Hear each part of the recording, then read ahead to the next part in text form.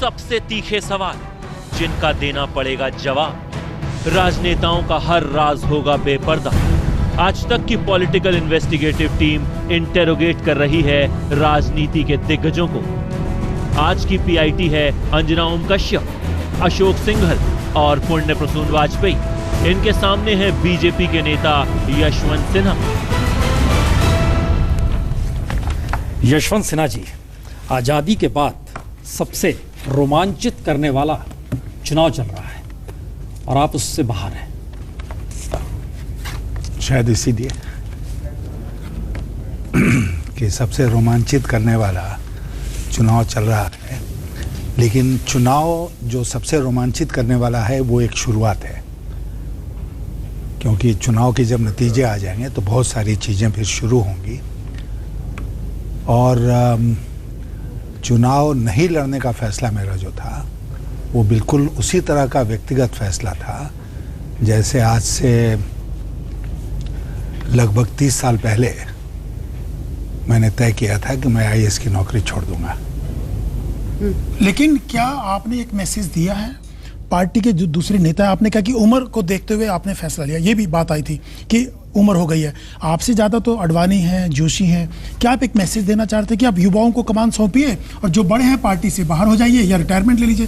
तो ये रिटायरमेंट है आपकी या दूसरों के लिए नसीहत है? नहीं, देखिए, मैंने जोर दे के इस बात को कहा है, 2-3 बातें। नंबर 1 कि ये मेरा बिल्कुल व्यक्तिगत फैसला है। एक खास परंपरा के अनुसार अपना जीवन जिया है। 25 साल एक खंड हुआ, 25 साल दूसरा खंड हुआ, फिर 25 साल तीसरा खंड हुआ, और जब वो तीसरा खंड लगभग पूरा हो गया तो मैंने ये सोचा कि मैं इस चुनावी राजनीति, लोकसभा का जो चुनाव है उससे अलग हो जाऊंगा। लेकिन साथ ही दूसरी बात जो मैं कहने जा रहा था वो ये है कि जोर दे के मैंने कहा कि मैं राजनीति से अलग नहीं हो रहा हूँ, मैं राजनीति में बना हुआ हूँ, लेकिन लोकसभा का चुनाव नहीं लड़ रहा। यशवंत सिन्हा जी, ये फैसला आपने इसलिए लिया है क्योंकि अब आप चाहते थे कि आप बेटन अपने बेटे को पास कर दें। दूसरी महत्वपूर्ण बात, गोवा के पहले आपने कहा था कि नमोनिया नहीं है मुझे। आज तय कर लिया नमोनिया है या नहीं है? क्योंकि आज तो आपकी पार्टी में या तो नमोनिया होता है या वो बाहर होता है। देखिए, जसवंत सिंह से लेकर सबका उदाहरण। देखिए, एक बात तो ये है कि हमारे बेटे वहाँ से चुनाव लड़े, ये बात मैं नहीं तय कर सकता था, क्योंकि ये मेरे अधिकार क्षेत्र में ही नहीं था। मैं उस चुनाव समिति का भी सदस्य नहीं हूँ जिस चुनाव समिति को ये फैसला करना था। ठीक है, मैंने ज़रूर राष्ट्रीय अध्यक्ष हमारे जो हैं उनको कई महीने पहले अपनी इस इच्छा से अवगत करा दिया था कि मैं इस बार चुनाव नहीं लड़ना चाहता हूँ। उसके बाद और कौन लड़ेगा वहाँ से? वहाँ बहुत सारे उम्मीदवार नहीं थे, लेकिन कुछ तो उम्मीदवार थे। लेकिन सब लोगों ने मिल के तय किया कि अगर मैं चुनाव नहीं लड़ रहा हूं तो वहां से मेरे पुत्र जयंत सिन्हा को चुनाव लड़ाना चाहिए, ऐसा उन लोगों ने तय किया और उस फैसले को हमने स्वीकार किया। ऐसा मैं नहीं कह रहा हूं कि मैं अनभिज्ञ था, उन्होंने हमसे पूछा। पिता ने पुत्र की वकालत तो की ही होगी। पिता ने कोई पुत्र की वकालत नहीं की थी, और मैं इसको वंशवाद भी नहीं मानता हूं जो आमतौर पर लोग लगाते हैं आरोप, इसलिए कि मेरा मानना यह है कि राजनीति में अगर मान लीजिए एक पीढ़ी राजनीति में है तो दूसरी पीढ़ी अगर राजनीति पे आना चाहती है तो उसके लिए पहली पीढ़ी का राजनीति में होना कोई डिसएडवांटेज नहीं होना चाहिए, जैसे कि वो जैसे कि एडवांटेज भी नहीं हो। यकीन दिला दीजिए ना कि जयंत किसी और के पुत्र होते तो इसी आसानी से उन्हें टिकट मिल जाता। मैं यकीन आपको इस बात का दिलाता हूँ कि जयंत सिन्हा आज अगर उम्मीदवार लोकसभा के हैं हजारीबाग से, तो देश में शायद 1 या 2 लोग होंगे उस प्रोफेशनल क्वालिफिकेशन के जो प्रोफेशनल क्वालिफिकेशन जयंत सिन्हा का है। जो दूसरा तो क्या मतलब है कि इस तरह के लोग नहीं आए राजनीति में? ठीक है, जो दूसरा हिस्सा मेरे सवाल का था, नमोनिया का बिल्कुल गलत अर्थ आप लोगों ने लगाया था। नमोनिया मेरा शब्द नहीं था।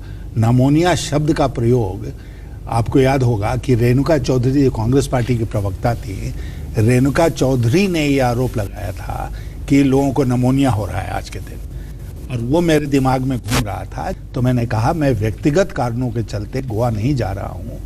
इस बार गोवा नहीं जाना एक इशू बन गया इसके पहले मैं लखनऊ नहीं गया, मैं पटना नहीं गया, तो इशू नहीं बना। गोवा में तो धमाका होना था। तो धमाका होना था या नहीं होना था ये पहले से पता नहीं ना था, लेकिन गए नहीं गए, ठीक है।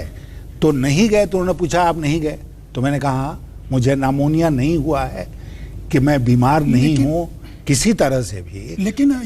लेकिन मैं आपको याद दिलाऊं, आप ही के साथ बात हुई थी हमारी जी बहुत दिन पहले, उस नामोनिया के एपिसोड के पहले। और अशोक जी आपको याद होगा कि हम पहले व्यक्ति थे बीजेपी में जिसने कहा कि नरेंद्र मोदी की लहर चल रही है इस देश में और उनको बीजेपी को प्रधानमंत्री का उम्मीदवार बनाना चाहिए और इस पूरे चुनाव को हमको प्रेसिडेंशियल स्टाइल इलेक्शन बनाकर। लेकिन आपके बारे में कहा जाता है मौका प्रस्त है, अपॉर्चुनिस्ट हैं आप, मौका भांप लेते हैं। कभी अडवाणी का गुण गाया करते थे आप, फिर जिन्ना का प्रकरण हुआ, अडवाणी जी की आलोचना की। अब आपको लगा पार्टी में नरेंद्र मोदी का माहौल बनता जा रहा है, देश में माहौल बनता जा रहा है, संघ भी चाहता है मोदी को, तो आप मोदी के गुण गाने लगे। तो कहीं अपॉर्चुनिज्म नहीं है यशवंत जी? है बिना अपॉर्चुनिज्म के पॉलिटिक्स क्या है? इसको आप अवगुण क्यों मान? कोई लॉयल्टी नहीं है? नहीं, लॉयल्टी है ना, सिद्धांतों के प्रति लॉयल्टी है, व्यक्ति के प्रति नहीं। आपकी व्यक्ति के प्रति नहीं होनी चाहिए, पार्टी के प्रति लॉयल्टी है, देश के संविधान के। टीस रही है आप में, आप थे, जेठमलानी थे, जसवंत सिंह थे, लाल कृष्ण आडवाणी थे, मुरली मनोहर जोशी थे। हम देख रहे हैं कि कोई टीस नहीं, आप इसको अचानक बोल दे रहे हैं कि हम सिद्धांत की बात कर रहे हैं। क्या टीस? किस प्रकार की टीस? आप लोग जिस धारा को लेकर चले, नहीं कोई देखिए झटके में जो स्थिति है ये हर कोई जानता है, हमारे आपके कहने से ये चीजें बदलेंगी नहीं। एक बात कहता हूं आपसे कि हर दल में मीडिया देखता है कि ये दल कहां कहां विभाजित है, कैसे विभाजित है, और उसमें डिसाइड करता है कि कौन किसके प्रति लॉयल है, ठीक है। और इसलिए हमको अडवाणी लॉयलिस्ट मान लिया। अगर अडवाणी जी पार्टी के अध्यक्ष हैं तो आप पार्टी के प्रति लॉयल अगर हैं तो अडवाणी जी के प्रति भी लॉयल हैं। उसके बाद ये जरूर मेरे अंदर एक आप कहिए डिफेक्ट रहा है, दोष रहा है कि कभी कभी ऐसे मौके आते हैं जब मैं बेबाक ढंग से अपनी बात रखता हूं। अपने लिए या पार्टी के लिए? झारखंड सीएम नहीं बनाया तो आपने मोर्चा खोल दिया नितिन गडकरी के खिलाफ, आपने नाराज है अडवाणी से। ये कहां से आ गया? ये था पार्टी में नहीं, कि आप सीएम बनना चाहते थे? बिल्कुल गलत, बिल्कुल गलत। तो अपने व्यक्ति उसकी बात तो सच है कि 2 नवंबर को मैं जब बाबूलाल मरांडी झारखंड के सीएम के पद से हटे थे सन 2002 में, मैं देश का वित्त मंत्री था, मैं चाहता तो वो कुर्सी हमको मिल सकती थी, लेकिन मैंने कभी उस कुर्सी को महत्व नहीं दिया। और ये बिल्कुल गलत आपकी धारणा है कि मैं मरा जा रहा हूं झारखंड का सीएम बनने के लिए। यशवंत जी, आपके बारे में कहा जाता है कि आप व्यक्ति केंद्रित राजनीति करते हैं, अपने फायदे के लिए करते हैं। जहां आपको फायदा दिखता है, आप नितिन गडकरी के खिलाफ मोर्चा खोला, अडवाणी से नाराज इसलिए हुए क्योंकि झारखंड का सीएम नहीं बनाया, झारखंड सरकार के खिलाफ धरने पे कई बार बैठे। तो आप पार्टी का नहीं सोचते, आप व्यक्ति को कहाँ फायदा हो रहा आपको, उसको लेकर के आप हमेशा चले? नहीं, एक तो मैं पहले ये कहूंगा कि ये शिकायत का मुद्दा नहीं हो सकता है। कौन ऐसा व्यक्ति है राजनीति में जो अपने बारे में नहीं सोचता है? तो ये दोष कैसे हुआ? हाँ, हम अपने बारे में सोचते हैं, लेकिन एक परिधि के भीतर, एक माहौल के भीतर सोचते हैं।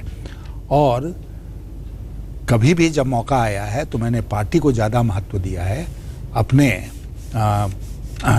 भविष्य को नहीं। जहाँ तक आपने कहा कि नितिन गडकरी से नाराज़ हो गए क्योंकि झारखंड का सीएम उन्होंने नहीं बनाया, ये बिल्कुल गलत बात है। बाबूलाल मरांडी जब सन 2002 में हटे थे मुख्यमंत्री के पद से, तो मैं यहाँ पर देश का वित्त मंत्री था उस समय।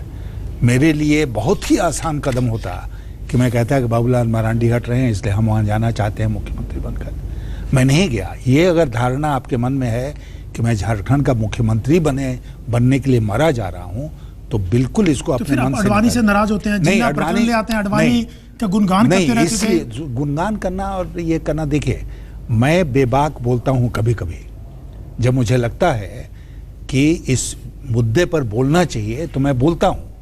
और एक उसका दृष्टांत नहीं है, अनेक दृष्टांत मैं आपको दे सकता हूँ। हर बार नहीं बोलते आप। नहीं, नितिन गडकरी आपने उस वक्त का दुश्मनी क्या है आपकी नितिन गडकरी? कुछ नहीं है दुश्मनी। क्या दिक्कत है? कोई दिक्कत? 4 लोग, जसवंत सिंह, यशवंत सिन्हा, शत्रुघ्न सिन्हा और राम जेठमलानी बैठे 2 नवंबर उसी बरस मीटिंग में। आपने चिट्ठी लिखी लाल कृष्ण आडवाणी को और कहा कि अगर नहीं आप टर्म देते हैं सेकंड अध्यक्ष के रूप में तो हम सब पार्टी छोड़ने पर विचार करेंगे। आज वो पार्टी में चुनाव लड़ रहे हैं, तब तो आपने नहीं स्टैंड लिया क्योंकि इस बार पुत्र प्रेम में है।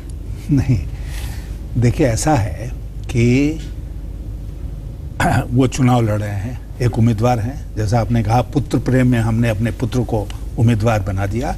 नितिन गडकरी भी आज पार्टी के प्रेसिडेंट नहीं है ना, लेकिन आज एक समझौता है सुनिए ना? एक उम्मीदवार है। नहीं, हमने कभी नहीं कहा कि नितिन गडकरी को पार्टी से निकालो, ये कभी कहा था हमने? जब तक जांच हो नहीं, तब तक उनको हटा नहीं, दिया जाए। किस तो फिर पद वो- से? फिर किस पद से? फिर वो चुनाव लड़ अध्यक्ष, सकते हैं। अध्यक्ष के पद से। आज सुनिए, आप नितिन गडकरी पार्टी अध्यक्ष के रूप में और नितिन गडकरी एक उम्मीदवार के रूप में, दोनों में अंतर नहीं है, दोनों में भयानक अंतर है। चुनाव लड़कर एक ऐसा व्यक्ति जिस पर भ्रष्टाचार का आरोप हो संसद में बैठे बात करे, ये मंजूर है, अच्छा, उस पर और भ्रष्टाचार पार्टी का अध्यक्ष बन जाए तो दिक्कत है। आदर्श तो एक ही होगा ना यशवंत जी? नहीं, आदर्श एक नहीं होता है, आदर्श भी अलग अलग होता है। क्या हर व्यक्ति के साथ अलग होता है? नरेंद्र मोदी पर स्नूप गेट के आरोप लगे, तो बिल्कुल उनके गलत, लिए आपने क्यों नहीं बोला? बिल्कुल अशोक जी गलत कह रहे हैं आप। मैं ये कह रहा हूं कि आप अगर किसी भी बहुत महत्वपूर्ण पद पर हैं, तो अगर आपके ऊपर आरोप लगा तो आपके चलते पूरी पार्टी टारगेट होती है, और अभी वो पूरी चीज गौन हो गई, यहां तक गौन हो गई कि जब उन्होंने मुकदमा किया मनीष तो तिवारी मोदी के पर ऊपर, स्नूप तो गेट के आरोप लगे, तो उसका उनके बारे में क्यों नहीं बोला आपने कि पीएम का पद का क्योंकि उम्मीदवार मैं मत जानता बनाइए? हूं कि बिल्कुल गलत है। मतलब इसलिए। आप ही सर्टिफिकेट देंगे ठीक और गलत का नहीं, बिना जांच के? बिना जांच के नहीं है। हम कुछ जानकारी के आधार पर अगर हमें लगता है कि ये गलत हो रहा है तो मैं आवाज उठाऊंगा। 30 बरस बाद पहला मौका आया है कि आप बाहर खड़े हैं। 84 के बाद से 2014 में पहला मौका आया इस राजनीति के आप बाहर खड़े हैं। इसलिए हम आपसे अब सवाल कर रहे हैं, इस कि चुनाव के बाहर खड़े हैं, इस चुनाव के बाहर खड़े हाँ, हैं। हाँ, हाँ। 2004 में जो शाइनिंग इंडिया की जो कल्पना बीजेपी कर रही थी और 2014 में जो शाइनिंग मोदी कल्पना हो रही है, इन दोनों में कोई फर्क है या एक समान है? दोनों में बहुत आसमान जमीन का अंतर है।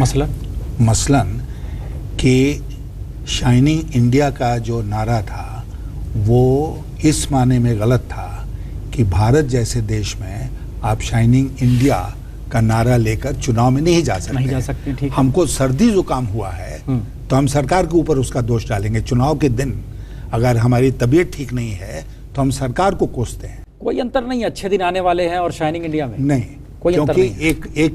एक भूत के बारे में था कि जो बीत गया समय, उसके बारे में हम कर रहे थे। हमने शाइनिंग इंडिया बनाया। ये आज जो हो रहा है ये प्रॉमिस ऑफ द फ्यूचर है, promise of the shining India. हाँ, प्रॉमिस अच्छे दिन आने का। शाइनिंग इंडिया क्या नहीं, मोदी जादूगर है? प्रॉमिस ऑफ बेहतर इंडिया, अच्छे दिन। ये आज के जो है वो भविष्य की कल्पना कर क्या रहा है। सपना दिखा रहे हैं मोदी भविष्य का? सपने की बात करें, क्या जादूगर है? सब समस्याओं का समाधान उनके पास होगा? आपको लगता है महंगाई खत्म कर देंगे, भ्रष्टाचार खत्म कर देंगे, बेरोजगारी खत्म कर देंगे? आपको लगता है कि मोदी जादूगर है क्या? राजनीति में अगर आप सपने नहीं दिखाएंगे तो आप काहे के लिए पॉलिटिक्स में हैं? ये कैसी राजनीति है? सपना दिखाइए, आदर्शों को बदलिए, समझौता कीजिए, हर चीज में आप कह रहे हैं आज। आपने कहा अवसरवादी, हाँ? अवसरवादिता भयंकर रूप उसका होता है, लेकिन मैंने उसमें कहा था कि हाँ, हर आदमी अवसर का लाभ उठाना चाहता है। मैं एक्सेप्शन नहीं हूँ, मैं भी अवसर आएगा तो उसका लाभ उठाऊंगा। राजनीति में सब लोग ये काम करते हैं ना? सब लोग करते हैं। नरेंद्र मोदी उस दायरे में है ना? नहीं, सब लोग करते हैं, मैं कह रहा हूं ना। तो इसलिए आप जो ये कह रहे हैं कि सपना दिखा रहे हैं, तो बुरा क्या है? अगर सपने को दिखाकर हम सपने को साकार करते हैं तो आप इसको क्या जादू की छड़ी है क्या उनके नहीं, पास? जादू की छड़ी है। 2002 में है। क्या हुआ? कैसे एक दूर करेंगे? उन्होंने कहा 2002 कैसे में दूर क्या करेंगे? हुआ उस था पर जब चर्चा आपको होगी। कुर्सी छोड़नी पड़ी थी वित्त मंत्री के रूप में? हाँ। आप आज कहते हैं कि फ्रॉड है ये वित्त मंत्री, आप कहते हैं आपको कोर्ट नहीं, करती आपने हूँ। बदल दिया। आई मैटर- इन इसका सवाल जो ठीक था है, जवाब दे उसको दीजिए। उसको ठीक है। बदल दिया आपने। मैं ये कह रहा हूं कि जादू की छड़ी होती है और जादू की छड़ी का इस्तेमाल करके सरकारी जो नीतियां हैं उसका इस्तेमाल करके आवश्यक कदम उठाकर आप देश की परिस्थिति को बदल सकते हैं। और आप नहीं बदल सकते हैं तो आपको राजनीति बनाने का कोई अधिकार नहीं, फिर घर जाइए। लेकिन आप फेल किए थे ना सपने 2002 में। सपने देखना छोड़िए, सपने दिखाना छोड़िए। फिर वित्त घर मंत्री की जाइए। कुर्सी छोड़नी पड़ी थी ना? नहीं, 2002 नहीं छोड़नी पड़ी थी। आपने कहा था कि I might have been worst FM but never a fraud. आपने ये खुद कहा अभी और कहा। ये कॉन्टेक्स्ट में कहा चिदम्बरम। चिदम्बरम ने मुझको कहा कि I was the worst finance minister हाँ। सिंस 1991। और तो उन्होंने उसके कहा कि जवाब 2002 में जब तो हमने जसवंत सिंह के स्वीकार साथ नहीं, आपका स्वैपिंग हुआ, ठीक है। हमने स्वीकार नहीं किया कि मैं वर्ष फाइनेंस मिनिस्टर था, और मैं आपसे आज यहाँ से इस मंच से कहना चाहता हूँ कि चिदम्बरम को दोबारा जन्म लेना पड़ेगा और दोबारा वित्त मंत्री बनने पड़ेगा हमारे रिकॉर्ड को मैच करने के लिए। क्या बात कर रही हैं फिर क्यों 2002 में बदलना पड़ा? बदलना पड़ा कहाँ से? अरे भैया हम फाइनेंस मिनिस्ट्री से एक्सटर्नल अफेयर्स मिनिस्ट्री में गए। पर पनिशमेंट हुई थी, संघ नाराज था आपसे, आपको आप सुनते नहीं थे, ये कह रहा था पूंजीपतियों के उसमें काम कर रहे हैं, ये आरोप लगे थे उस वक्त आपको? संघ के दबाव में बदला गया था। अगर आरोप तो कोई लगा सकता है, कुछ भी दबाव था, संघ का दबाव था। दत्तोपंत ठेंगड़ी का भाषण था, वो हरिद्वार में नहीं, वो दिल्ली में था। जी नहीं, हाँ, वो दिल्ली में था। दिल्ली में उन्होंने बहुत सीधा आरोप आप पे लगाया। हाँ, आपने स्वदेशी छोड़ दिया है। सुनिए, और उस आरोप के बाद वो अखबार में आरोप छपा जिसमें उन्होंने यहाँ तक कहा कि यशवंत सिन्हा अपराधी हैं, और उसके बाद तत्काल मैंने अडवाणी जी से संपर्क किया, मैं अटल जी से मिला और मैंने कहा कि मैं त्यागपत्र दे रहा हूँ। आपका विरोध कर रहा था स्वदेशी जागरण मंच, आरएसएस। आज वही आरएसएस और वही स्वदेशी जागरण मंच नरेंद्र मोदी के दौर में डाइल्यूट हो गया है। आप जिस इकोनॉमी की बात करते थे, नरेंद्र मोदी उसी इकोनॉमी को आगे बढ़ाने की बात कर रहे हैं, उससे इतर वह भी नहीं कर रहे हैं। संघ पीछे खड़ा है। ये राजनीतिक जरूरत है, मजबूरी है, या फिर नरेंद्र मोदी ही एकमात्र ऐसे वजीर के तौर पर खड़े हो गए हैं जिनके पीछे सब कुछ चल रहा है? एक बात मैं आपको बताऊं कि संघ के बिहाफ पर मैं नहीं बोलना चाहता हूं। संघ क्यों कुछ कर रहा है, नहीं कर रहा है, ये मेरे द्वारा उसका स्पष्टीकरण देना, उसका स्पष्टीकरण देना मेरे द्वारा कहीं भी जायज नहीं है। अब के दौर में वो आप संघ से बात कीजिएगा तो पूछ लीजिएगा। मैं ये कह रहा हूं कि अटल जी के टाइम में भी जिस आर्थिक नीति पर हम लोग चले, और मैं आपको बताऊं कि जब देश की आर्थिक नीति बनती है, बजट बनता है, तो प्रधानमंत्री भी उतना ही इन्वॉल्व होता है जितना वित्त मंत्री होता है, क्योंकि एक वाक्य नहीं लिखा जाता है बजट स्पीच में जिस पर प्रधानमंत्री की सहमति नहीं होती है। ठीक है, तो मैं जो काम कर रहा था उसमें पूरी तरह से उस समय के प्रधानमंत्री की सहमति थी, और इसीलिए, और मैं आज आपको एक राज की बात बताता हूं, 2002 नहीं 2001 में मैंने अटल जी को भी कहा और लोगों को कहा कि मैं वित्त मंत्रालय से अब शिफ्ट करना चाहता हूं, और मुझे अगर आप लोग विदेश मंत्रालय में ले जाएंगे तो मुझे बहुत अच्छा लगेगा। ठीक है, और अब ये मैंने किताब में भी इसका जिक्र किया है, जो पुस्तक मैंने लिखी है, कि ब्रजेश मिश्रा से डिटेल में डिस्कस करने के लिए इसको ब्रजेश मिश्रा मेरे घर पर आए। ठीक है, और रैक्स का जो फ़ोन होता है ना, जो मेरे बेडरूम में लगा हुआ था, उस पर मुझे खबर आई कि प्राइम मिनिस्टर आपसे बात करना चाहते हैं। तो मैं जब फ़ोन सुनने गया तो अटल जी लाइन पर आए और उन्होंने कहा, यशवंत जी आपको वित्त मंत्रालय में रहना है, आपको छोड़ना नहीं है। तो हम अवाक रह गए। फिर हम लौट कर आए तो हमने ब्रजेश जी से पूछा कि ब्रजेश जी आप यहाँ आ रहे हैं, हम लोग ये विषय डिस्कस कर रहे हैं, इसकी जानकारी क्या प्रधानमंत्री को है? तो उन्होंने कहा कि नहीं है। लेकिन उसी मौके पर प्रधानमंत्री का टेलीफोन आना, और उस टेलीफोन के बाद जो हमारी भी इच्छा थी कि मैं एक्सटर्नल अफेयर्स मिनिस्ट्री में जाऊं, वो वहीं बात सारी रुक गई, क्योंकि अटल जी ने कहा दिया कि अच्छा, इसीलिए वाजपेयी जी को मुखौटा कहा गया था। किस बात को लेकर? क्यों मुखौटा? किससे? क्या गोविंदाचार्य ने एक बार जिक्र नहीं वो किया था, लेकिन इसलिए क्योंकि इकोनॉमिक पॉलिसी जो संघ सोच रहा था, बीजेपी जो पार्टी विद डिफरेंस आ रही थी, झटके में वो ट्रैक 2 पर आ गई इकोनॉमिक पॉलिसी को लेकर। नहीं, ऐसा है, देखिए इसको गंभीरता से, इस सवाल का उत्तर आपको सुनना पड़ेगा। स्वदेशी को हम लोगों ने कभी डिस्कार्ड नहीं किया, कभी छोड़ा नहीं। ठीक है, लेकिन स्वदेशी का कॉन्सेप्ट क्या है, इस पर जरूर मतभेद था। स्वदेशी का कॉन्सेप्ट है कि हम एक दफा मैं लखनऊ गया स्वदेशी के काम से, तो किसी पत्रकार ने हमसे कहा कि आप स्वदेशी के बारे में बात करने आए हैं तो धोती क्यों नहीं पहना है आपने? माने हम ये कह रहे हैं कि आप इतना हास्यास्पद किसी कॉन्सेप्ट को बना सकते हैं। लोग घड़ी देखते हैं कि घड़ी आपकी देशी है कि स्वदेशी है, साबुन आप स्वदेशी यूज कर रहे हैं, टूथपेस्ट क्या कर रहे हैं, वो स्वदेशी का बहुत नैरोएस्ट पॉसिबल डेफिनेशन। एक मिनट, मेरा स्वदेशी का कॉन्सेप्ट ये है कि आप अगर मुल्क को मजबूत नहीं बनाते हैं तो आप स्वदेशी के सिद्धांतों पर नहीं चल सकते हैं। PL 480 का आप गेहूं खाइएगा और कहिएगा हम स्वदेशी के सिद्धांत पर चल रहे हैं। आप दुनिया के देशों से कर्जा लीजिएगा और आप कहिएगा कि हम स्वदेशी के सिद्धांत पर चल रहे हैं, आप सेल्फ रिलायंट नहीं हैं और आप कहिएगा हम स्वदेशी के सिद्धांत पर, इसलिए वित्त मंत्री बनने के बाद संकट का समय था, घोर संकट का, क्योंकि आर्थिक प्रतिबंध भी लग गए थे।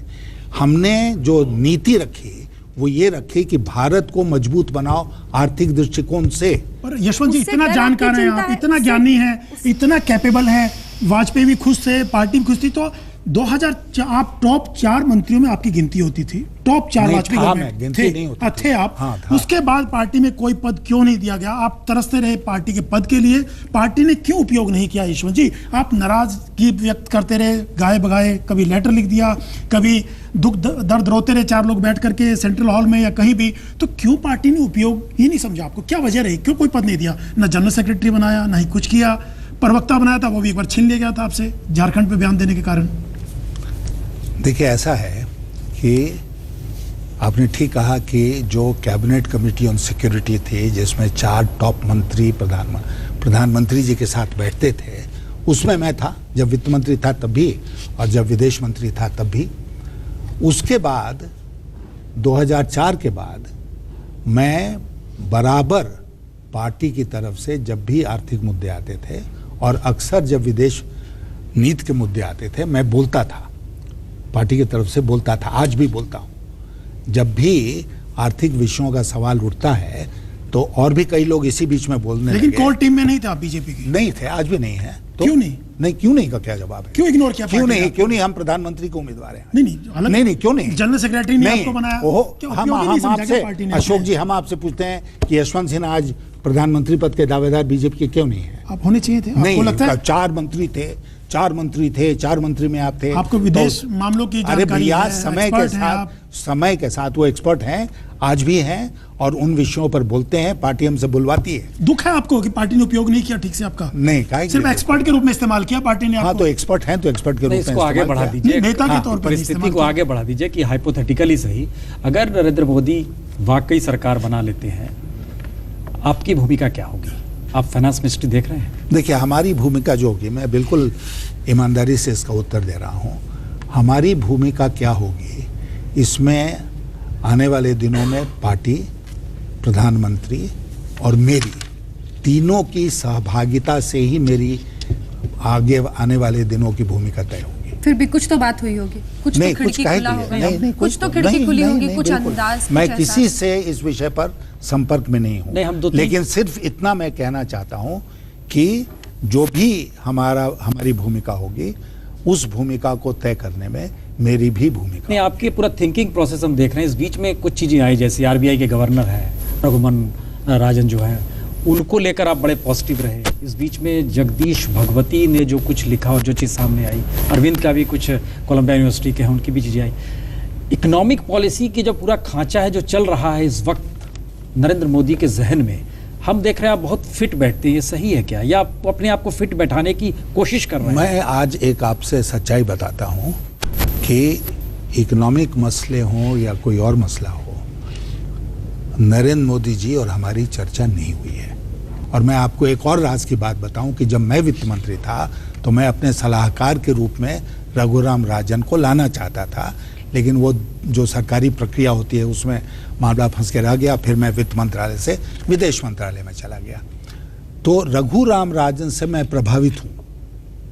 वो कंटिन्यू करने चाहिए, इसका मतलब ये भी है अगर सरकार और बदल रही है। पूरे इतिहास में, भारत के स्वतंत्र भारत के पूरे इतिहास में 2 ही ऐसे मौके आए हैं जब आरबीआई गवर्नर को बदला गया है। एक जब जनता पार्टी की सरकार आई थी तो पुरी साहब बदले गए थे, और एक जब चंद्रशेखर जी की सरकार आई जिसमें मैं वित्त मंत्री था तो मल्होत्रा साहब बदले गए थे। और मल्होत्रा साहब को बदलने का जो कारण था वो पूरी तरह से राजनीतिक था।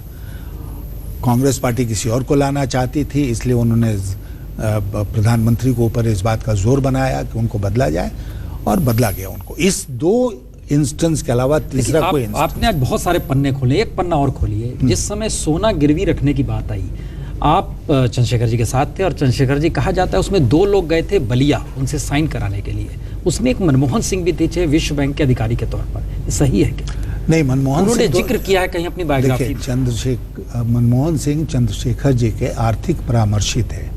Economic adviser to prime minister.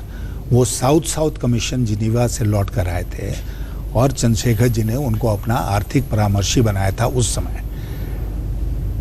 ये जो फैसला था कि सोना गिरवी रखा जाए, वो इसलिए था कि हम लोग देख रहे थे संकट मुंह बाय सामने खड़ा है, और मैंने कई जगह कहा है कि उस समय हम लोगों ने तय किया कि देश की इज्जत को गिरवी रखने के बजाय सोना गिरवी रखना ज़्यादा बेहतर होगा।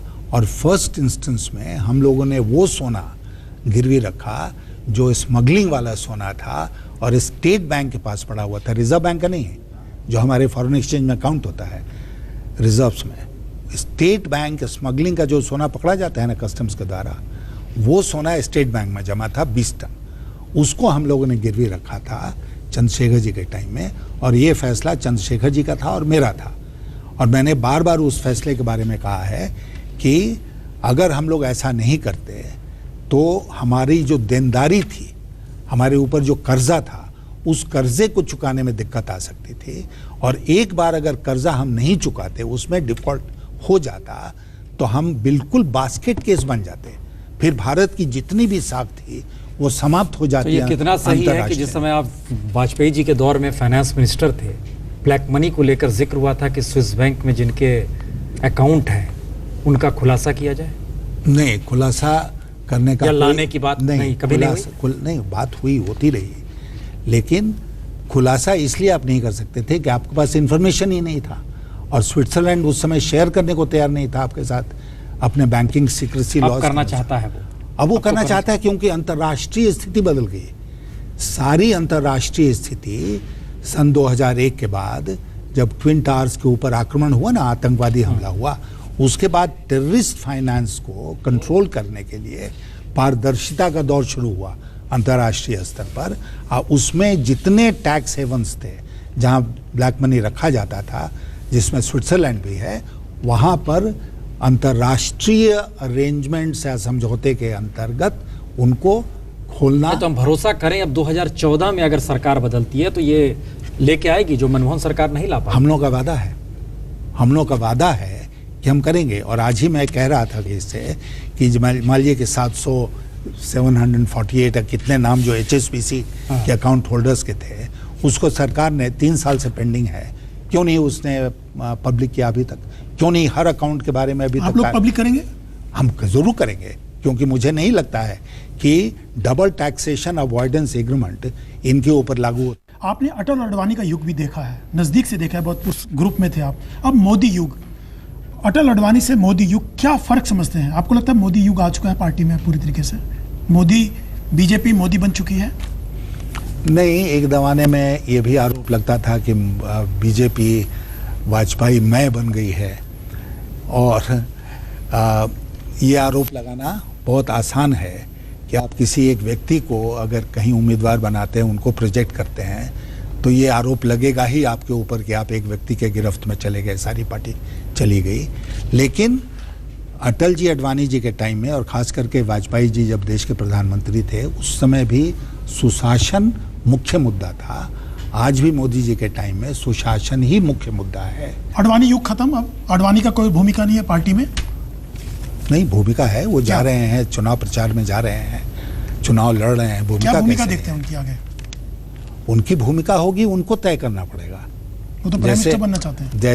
जैसे उन्होंने तय किया कि भोपाल और गांधीनगर के बीच में अंततः हम गांधीनगर, सपने तो देखने का हर किसी को हक है ना, ठीक है ना? तो जिक्र भी हुआ है। हाँ, तो अडवाणी जी के जो उनकी जो वरीयता है, उसको देखते हुए मैं यही कहूँगा कि उनको ही तय करना पड़ेगा कि उनकी क्या भूमिका हो। नहीं, वो प्राइम मिनिस्टर का सपना भी देख सकते हैं, कोई बुराई नहीं है उसमें। अगर 2 पद होते प्रधानमंत्री के तो शायद देख सकते थे जी। इस हद तक मोदी छा गए, नहीं कोई सपना भी नहीं देख नहीं, सकता। सपना नहीं है। सवाल यह है कि मोदी जब प्रोजेक्टेड है as prime ministerial candidate BJP के, तो दूसरे के लिए वैकेंसी कहाँ है वहां पर? लेकिन ठहर ठहर कर सब रूठ जाते हैं ना, इसलिए दिक्कत आती है कि पार्टी में सारे रूठ रहे हैं, कोई उधर रूठ जाता है, फिर उसको मनाते हैं राजनाथ जी। सबसे ज्यादा दिक्कत से तो राजनाथ जी गुजरे हैं पिछले दिनों, पर दिल से अब स्वीकार कर लिया आपने नरेंद्र मोदी को, कोई खटास, सर्वे सर्वा मोदी है पार्टी के। आपने उनको मुझे मेरे वहाँ बारे तो में और कोई उनको स्वीकार किए बिना रह नहीं सकता। नहीं, मेरे बारे में व्यक्तिगत रूप से पूछ रही जी थी, जनरली बिल्कुल, पार्टी।